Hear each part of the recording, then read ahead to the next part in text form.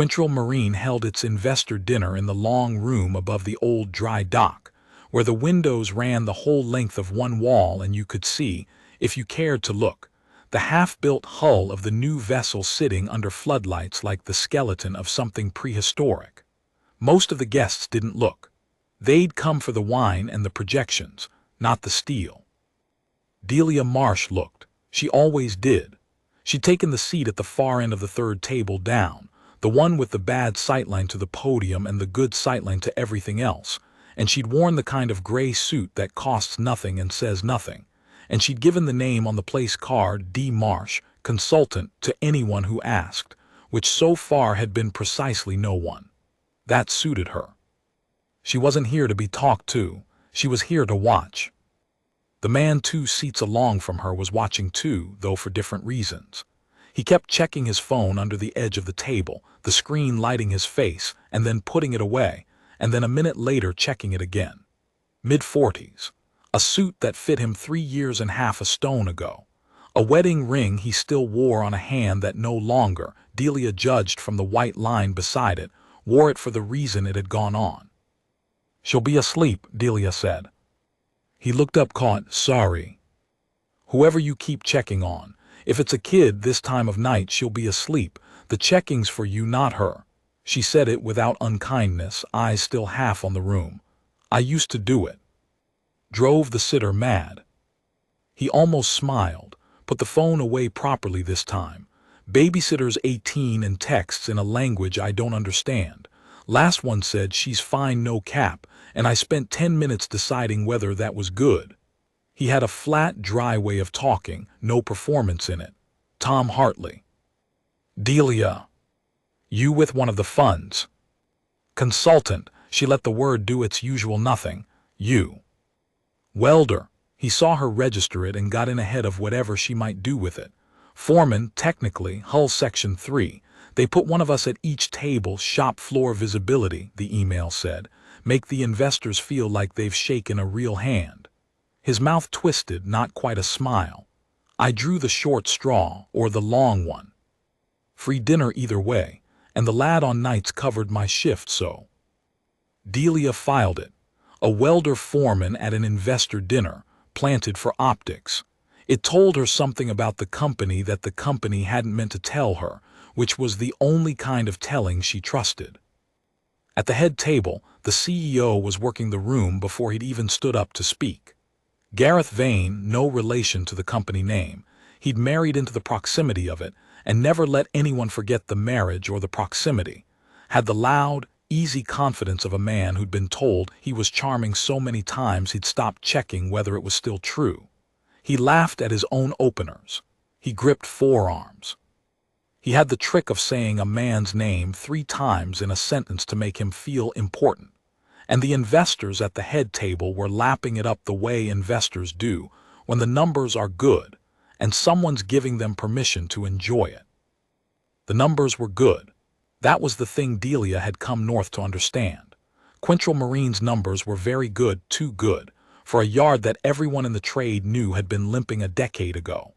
Margins like these didn't appear in heavy shipbuilding by magic. They appeared because someone had found something to stop spending money on. And in this business, what you stopped spending money on was usually the thing that, 4 or 5 years later, killed somebody. Gareth stood eventually, tapped his glass, did the speech. Delia half listened. Vision, partnership.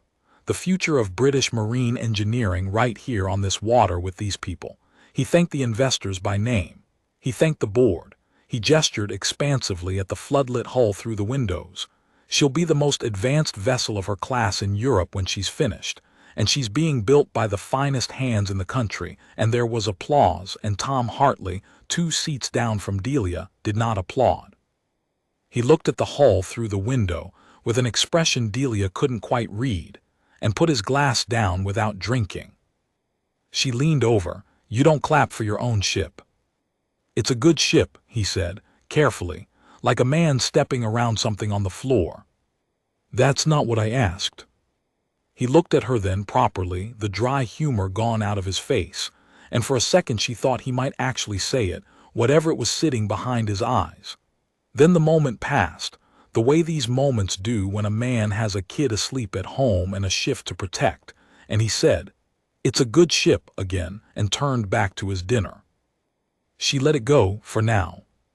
The trouble started over the coffee, and it started, as trouble at these things usually does, with someone who'd had a glass too many and a grievance too long.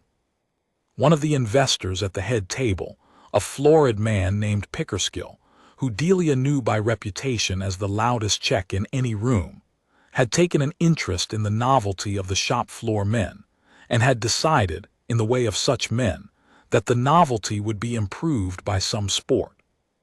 "You there?" he called down the room, pointing his coffee spoon at Tom. "The welder, Hartley, is it? Gareth says you lot are the finest hands in the country." A wet grin. "So go on then, settle a bet. My colleague here reckons a man who works with his hands can't possibly understand the financials of a business like this. I said give the fellow a chance. What's our margin this year, Mr. Hartley, roughly, since you build the things?" A few laughs from the head table. The easy laughter of people who already know the answer to a question is going to be embarrassing for someone who isn't them. Tom set down his cup. "Couldn't tell you the margin," he said, "even, not my department." No, I don't suppose it is." Pickersgill turned to his table, pleased. "You see, salt of the earth, marvelous with a welding torch, bewildered by a balance sheet, and we put them in suits and sit them next to people who could buy this yard twice over and pretend we're all the same." He raised his cup in a mock toast. "To the finest hands in the country. Long may they hold the things the rest of us actually think about." That should have been where it ended. A drunk being a snob, the room letting it slide because the drunk's check cleared. But Gareth Vane, who should have shut it down, who had every reason as the host to put a gentle hand on it and move things along, Gareth, perhaps because he'd had a few himself, perhaps because some part of him had been waiting his whole married-in life for a chance to be on the right side of a joke like this, picked it up instead. "Be fair, Bernard," Gareth said, smiling loud enough to carry. "Tom's a good man. Aren't you, Tom, salt of the earth like you say?" He spread his hands.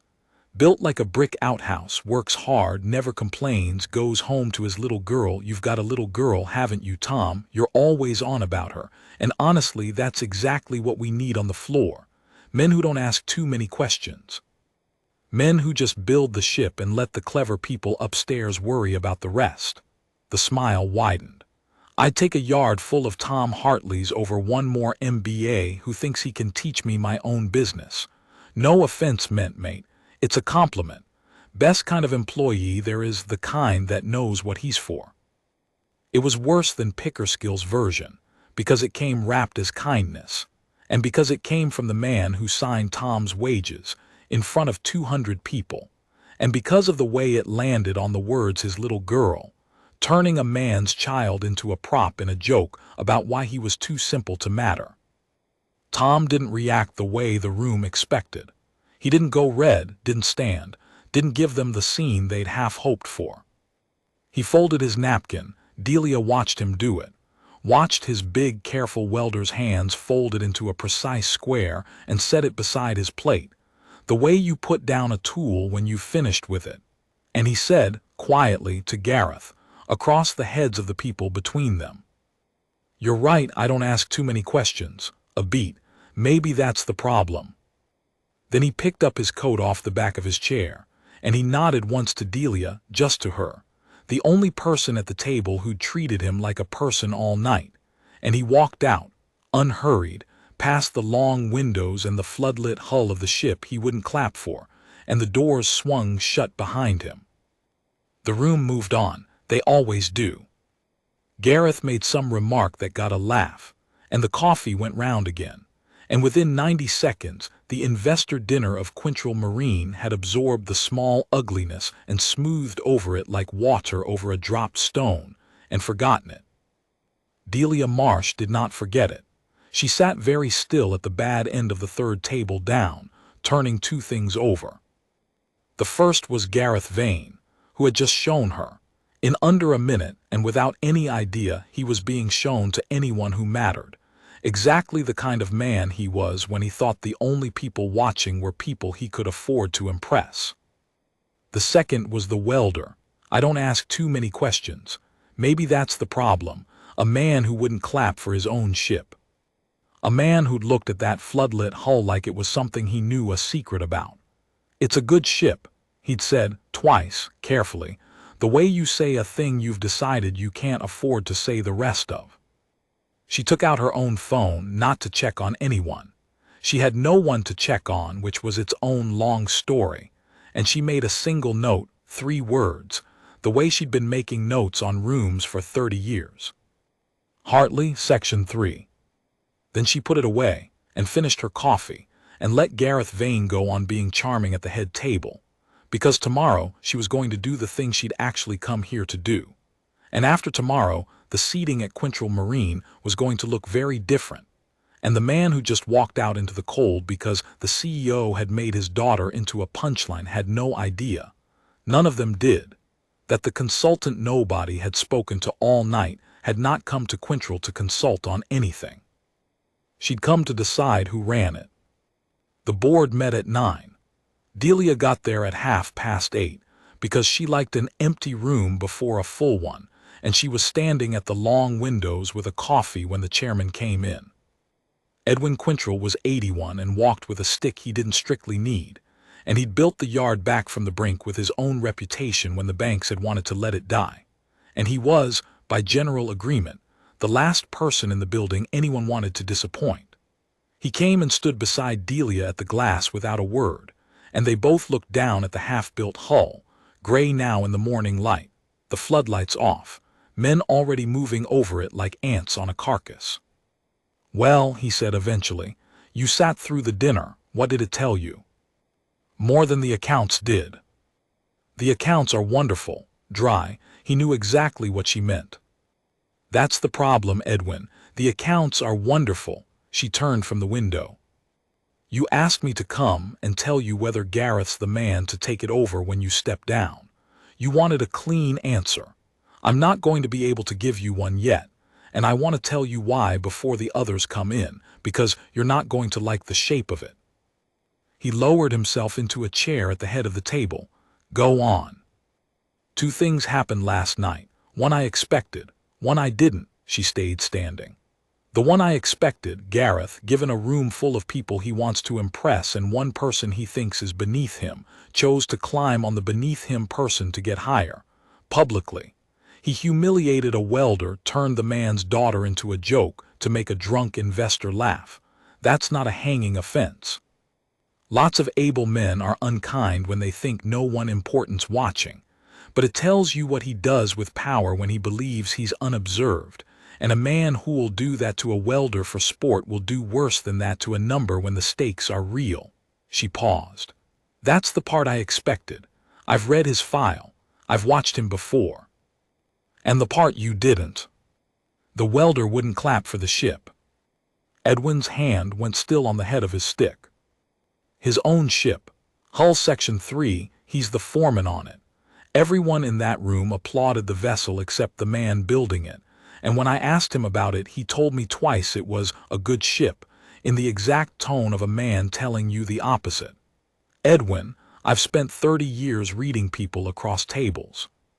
That was a man sitting on something he's terrified to say and can't make himself stop knowing."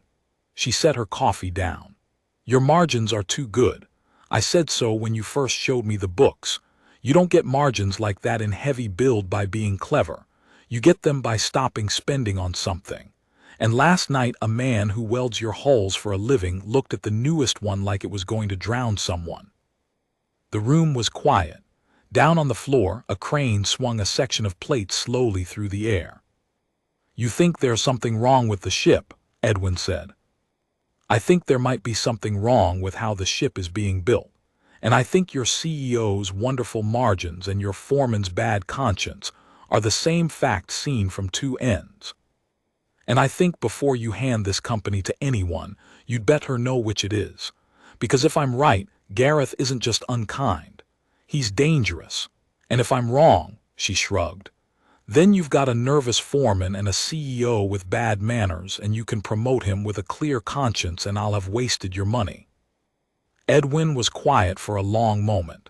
Then he did the thing that told Delia why people had followed this man for 60 years. He didn't argue, didn't defend the company, didn't reach for the comfortable answer. He just said, "How do you want to do it?" Quietly, "I need to talk to the welder, and I need him to talk to me, which he won't if he thinks I'm management. He made that calculation last night and walked out rather than say a word that could cost him his shift. So I stay the consultant nobody talks to. And I need you to do one thing today that'll cost you nothing and buy me everything." "Name it." "When you open the board meeting, put Hartley in the room." Edwin's eyebrows went up. A section foreman in a board meeting. "Tell them it's the new visibility initiative. Shop floor at the top table, you loved it at the dinner, you want to make it permanent, starting today. Sit him at your right hand, the good seat, the one Gareth thinks is his by rights. And then watch Gareth's face when the man he humiliated last night is given the chairman's own seat this morning." She allowed herself something close to a smile. "I don't need it for theater, Edwin. I need it because a man's true character is never clearer than in the 90 seconds after the world rearranges itself against his expectations. Gareth thinks he knows exactly where the welder ranks. Move the welder, and Gareth will show you everything he is, the same way he did last night, except this time you'll be looking." Edwin Quintrell looked at her for a while. Then, slowly, he smiled too, the old dry smile of a man who'd run a hard business for 60 years and still enjoyed, now and then, a well-made move. "You're a terror," he said. "Remind me why I ever let you leave."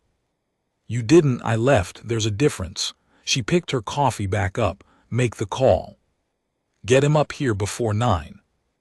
So it was that Tom Hartley, who had come in that morning on 3 hours sleep, braced for a disciplinary, certain that walking out of the dinner had cost him his job, was instead pulled off the floor by a runner, told the chairman wanted him in the boardroom, and walked into a room full of the people who ran his life to find Edwin Quintrell rising to greet him and gesturing, in front of the lot of them, to the empty chair at his own right hand. "Mr. Hartley, sit with me. You're the future of this yard after all. I said so myself last night, or near enough." Edwin's eyes flicked just once to Gareth. "Didn't we, Gareth? The finest hands in the country." Delia watched Gareth Vane's face, and Gareth Vane's face was a study.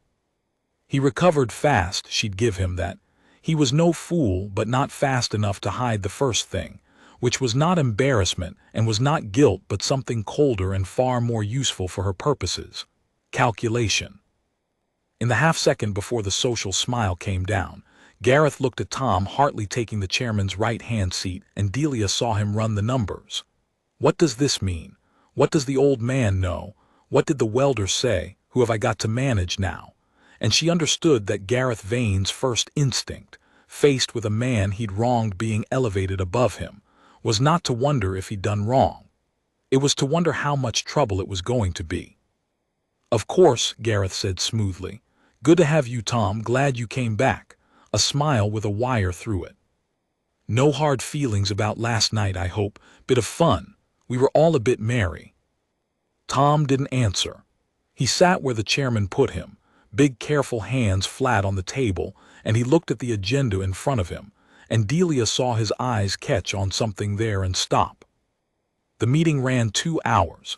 Most of it was numbers, and most of the numbers were, as advertised, wonderful, and Gareth presented them with the fluency of a man who'd built his whole career on being the most confident voice in any room.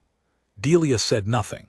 She'd been introduced, vaguely, as a consultant Edwin's brought in to look at process, and she let them all decide that meant nothing, and she watched. She watched Gareth. She watched the finance director, a tight, careful woman named Priya Okonkwo, who answered every question about the margins a half-beat too quickly, like someone who'd practiced. And she watched Tom Hartley, who said nothing for 2 hours and read every page of that agenda like a man looking for his own name on a charge sheet. It was the last item that did it. Section 3, Tom's section was ahead of schedule and under budget, and Gareth flagged it as a triumph, the model for the rest of the build, and asked the board to approve rolling out the Section 3 efficiencies across the whole vessel. And Delia, watching Tom, saw his hands close slowly into fists on the table, and saw him open his mouth and saw him stop. "Mr. Hartley," she spoke for the first time, mild, almost bored. "You're the foreman on Section 3. Are these efficiencies you'd recommend, since it's your work?" The room looked at him. Gareth's smile didn't move, but his eyes did. And Tom Hartley, who had walked out of a dinner rather than say one dangerous word, who had a daughter at home and a shift to protect, and every reason on earth to say yes. Very efficient.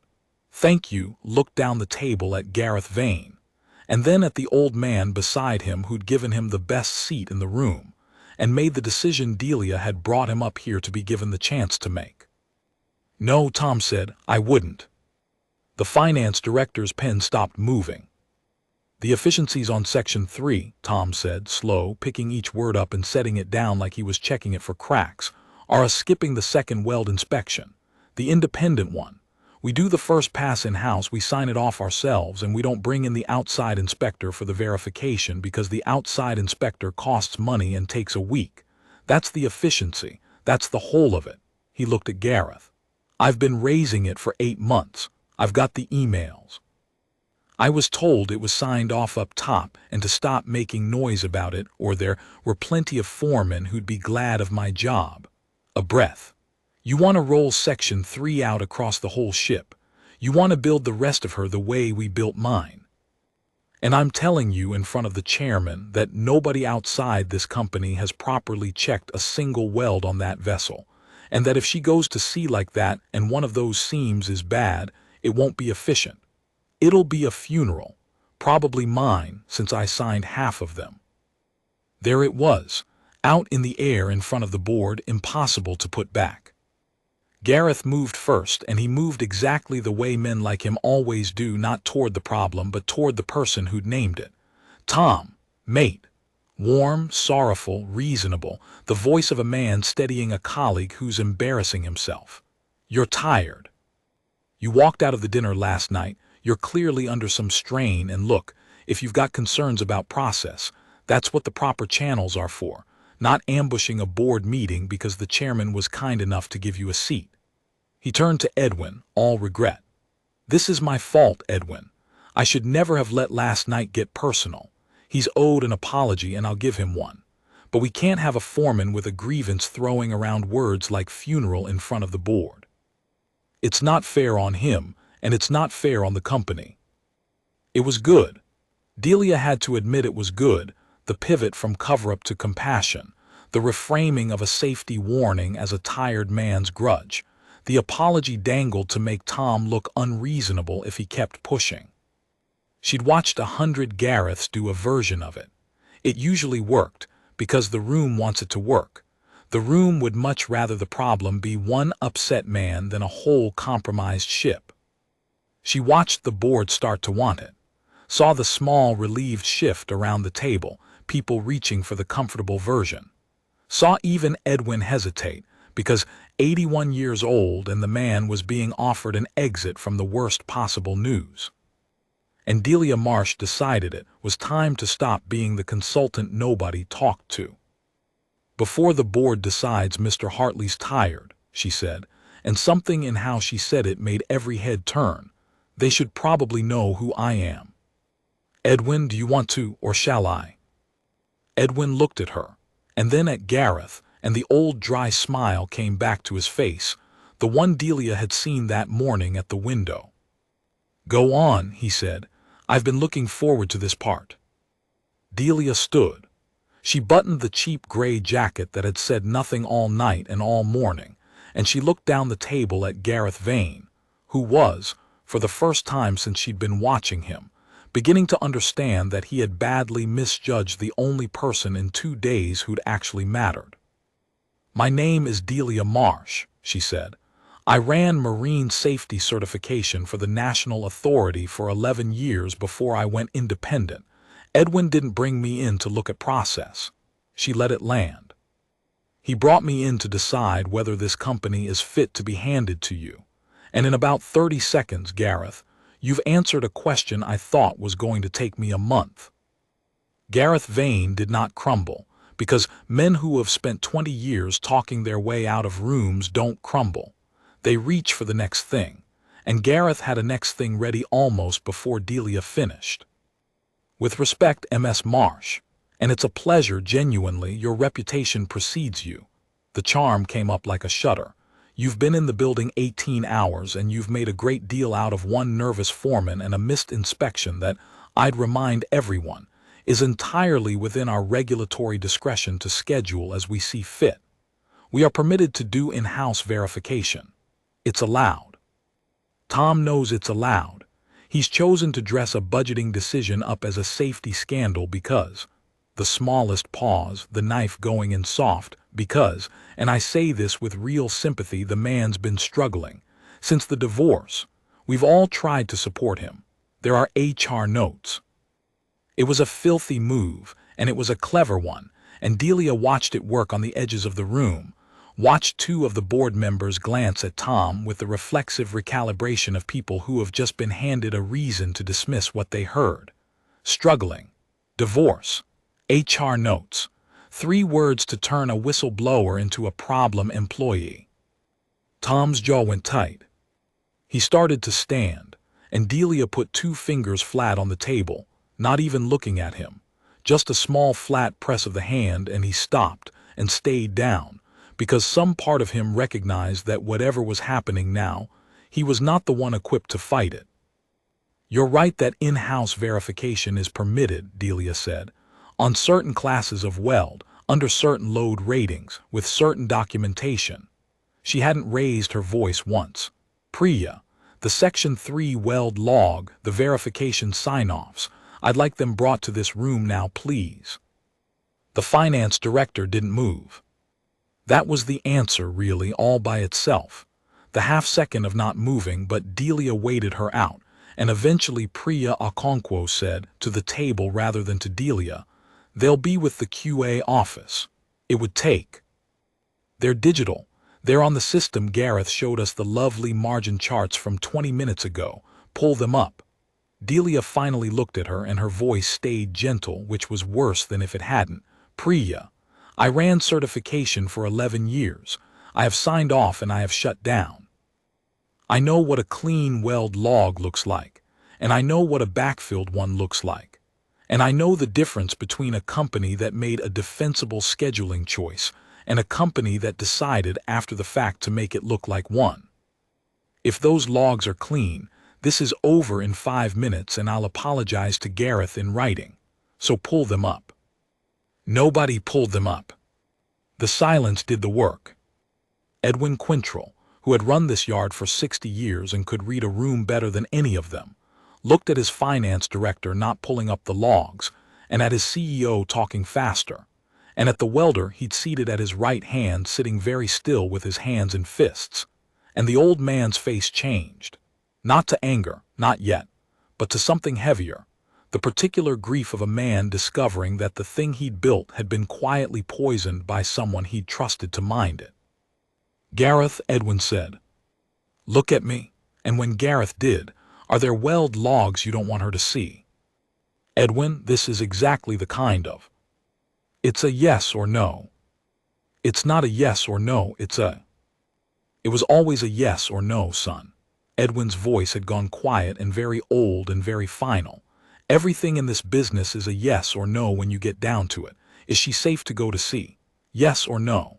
That's the only question this yard has ever had to answer in 110 years, and I have buried men because the answer got dressed up in other words." He sat back. "Priya, pull up the logs or clear your desk. Those are also the only 2 options you have." Priya Okonkwo pulled up the logs. What followed wasn't dramatic to look at, a woman turning a laptop around, a screen of dates and signatures projected on the wall, but Delia read it the way she'd read 10,000 of them, and within 90 seconds she had it. The independent verification dates weren't missing. That was the thing Gareth had bet on, that missing would look like a scheduling choice. They weren't missing. They were there, and they were forged, sign-offs entered under the name and certification number of an external inspector, on dates the man hadn't been on site, to make a skipped inspection look like a completed one. Delia knew it instantly because she knew the inspector. She'd trained him. "That's Raymond Skelton's certification number," she said, "on 41 welds.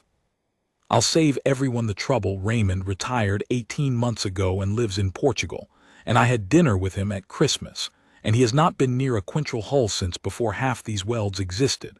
Somebody put a retired man's stamp on unverified structural welds on a vessel that is 40% built." She turned to Gareth, and for the first time there was something hard under the calm. "That's not a budgeting decision, Gareth. That's not regulatory discretion. That's fraud, and on a load-bearing marine structure, it's the kind of fraud that has a body count attached when it goes wrong. You didn't skip the inspections to save a week. You skipped them because the inspections would have failed, and a failed inspection is a delay, and a delay is a margin, and the margin is what was buying you this chair." She glanced at the head of the table. "Edwin's chair, the one you thought was yours." The room had nowhere to go. There's a particular stillness that comes over people who have been comfortably believing the easy version and have just had the hard version proven on the wall in front of them. And it's not the same as shock. It's the slow, sick rearrangement of everyone in the room privately recalculating what they knew and when, and how much of it they'd half known and chosen not to. Gareth tried once more. Of course he did. Those logs could have been entered by anyone with access. This is precisely why we need a proper investigation rather than a... "There'll be a proper investigation," Delia said. "I'm going to make sure of it, and you're going to like it a great deal less than this conversation. But the investigation isn't the urgent part." She turned away from him, dismissing him mid-sentence, which Delia suspected was the single most painful thing that had happened to Gareth Vane in years, and addressed the chairman. "Edwin, none of that matters for the next hour. The 41 welds matter. That ship is in build right now. There are men on her this morning. Before anyone in this room thinks about lawyers or careers or what we tell the investors, that hull stops. Today. Now.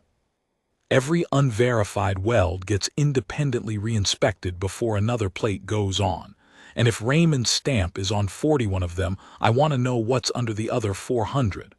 That's not a recommendation. With the authority Edwin's given me, that's the first instruction I'm giving, and I'll put my own name on stopping her." Edwin Quintrell stood up. It took him a moment, the stick and the 81 years, but he stood, and he put his hand on Tom Hartley's shoulder, the welder, the man he'd seated beside him, the man who'd been right for 8 months while everyone above him called it noise. "Stop the ship," Edwin said. "Mr. Hartley'll oversee the reinspection. He's the only man in the building who's been telling me the truth about her, so he can be the man who makes her safe." He looked down at Tom. "If you'll do it, after how this place has treated you, I'd understand if you told the lot of us where to go." Tom looked up at him. He didn't say anything noble. He was too tired and too wrung out for a speech, and the brief didn't allow him one, and neither did he. "I'll do it," he said. "I wasn't ever worried about the job, Mr. Quintrell. I was worried about which one of my lads was going to be standing on the wrong seam when it let go." He stood and pulled his phone out, the same phone he'd been checking for his daughter the night before, and he was already dialing the floor. "I need to make a call. We've got men on her right now." He walked out to make it, to stop the ship he wouldn't clap for. And this time, nobody in the room mistook the walk for anything but what it was. The reckoning took the better part of a year, because real ones do, and it didn't go the clean way the room might have wanted. Gareth Vane did not confess or collapse or have a moment of redemption. He lawyered up, exactly as Delia had predicted, and he fought it, and he spent a great deal of his own money insisting it had been Priya, and Priya spent hers insisting it had been Gareth. And the truth, which the investigation eventually established from the system logs Delia had preserved that first morning before anyone could touch them, was that it had been both, in the ordinary way these things are. A CEO who made it clear what numbers he needed and never quite said how, and a finance director who understood what she was being asked for and did it, and a forged stamp that neither of them would ever fully admit to ordering, and that had, nonetheless, somehow appeared on 41 welds. The certification fraud was real and provable, and it ended both their careers and put Gareth, in the end, in front of a regulator with the power to bar him from any company that built anything that carried people. He kept saying it was a witch hunt. Some people, the kind who'd laughed at Pickersgill's joke, half believed him. That's how it actually goes. Not everyone comes round. Respect doesn't get handed out at the end like prizes. But the ship got stopped. That was the thing Delia held onto, the thing that had mattered from the moment a welder wouldn't clap. The hull was stripped back and re-inspected, and of the 41 welds under Raymond Skelton's stolen stamp, 9 were bad 9 seams that would have passed an honest inspection only by being cut out and redone, and that had instead been signed off by a man asleep in Portugal, on a vessel meant to carry crew through North Atlantic weather. 9. Tom Hartley found all 9 himself, because he knew where the corners had been cut, because he'd been there when they were cut, because he'd lain awake over them for 8 months. They were redone. The ship that eventually went to sea was safe, and it went a year late and well over its wonderful margin, and Edwin Quintrell told the investors the truth about why, and lost 2 of them over it, and said afterward it was the best money the yard had ever not made. Delia gave Edwin his answer in the end, and it wasn't the one he'd hired her to give. Gareth was not fit to run the company. That part had been settled in 30 seconds at a boardroom table. But she told him the harder thing too, that the rot hadn't been one bad man, that a company where a foreman gets threatened for 8 months for raising a safety flag is a company that grew the Gareth it deserved, and that if Edwin wanted Quintrell to outlive him, he needed to fix the thing that had made it possible, not just remove the man who'd exploited it. He listened. He was 81 and he listened, which was why people had followed him for 60 years. He didn't make Tom Hartley CEO. That would have been a story, and Delia distrusted stories. Tom didn't want it and wasn't built for it and said so plainly. What Edwin did was make him head of Build Integrity, a role that hadn't existed, with a remit to stop any hull in the yard on his own authority, and a salary that meant the 18-year-old babysitter could be replaced with something more reliable, and the daughter could have the things Tom had been doing the late shifts for.